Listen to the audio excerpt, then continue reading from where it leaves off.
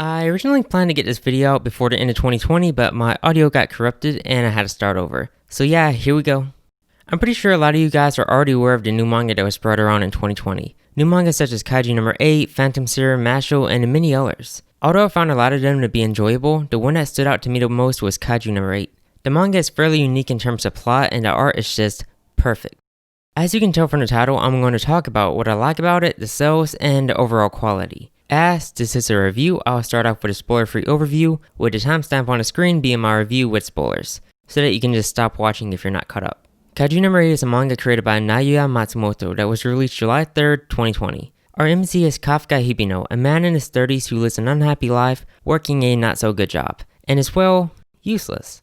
Although everything in his life points to him not being able to get stronger and catch up with his childhood friend, he still tries anyway.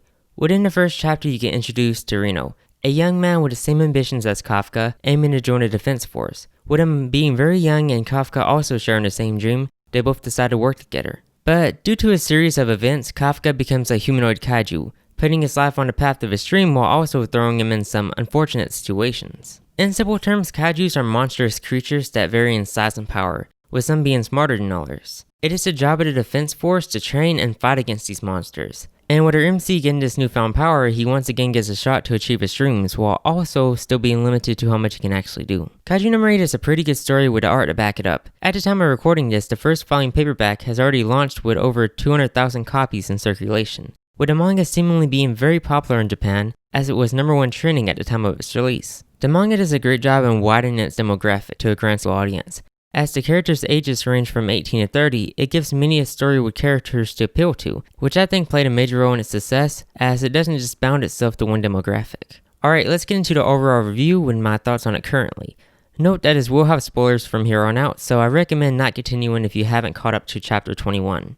Throughout the story, we see Kafka having to deal with certain things because of his age. He lived his life doing pretty much nothing that he wanted to do, and to start at such a late stage that would be considered another's prime puts him at such a great disadvantage. To see how he still has his doubts as to what he can actually do and yet working hard to reach them sets a realistic appeal to him, as having a main character being 30 sets it apart from the many newcomers mainly based and focused on a teenage boy audience. And seeing how successful the manga has gotten, it might pave a road to more like it. From the events of him becoming a kaiju and joining the defense force, it definitely brought about some amazing and funny moments.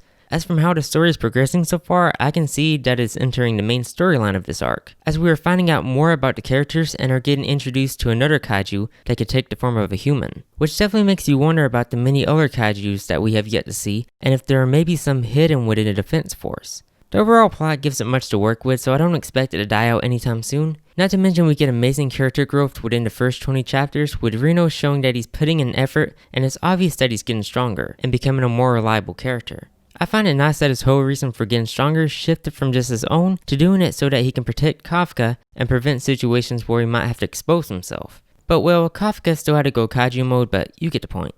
While with Shinomiya it's not too obvious, but the change is still there, and I'm here for it. Although there's not too much to say about the other characters, I'd be lying if I said Foundation isn't being built up, but it's something that I guarantee we'll see more of in the upcoming chapters.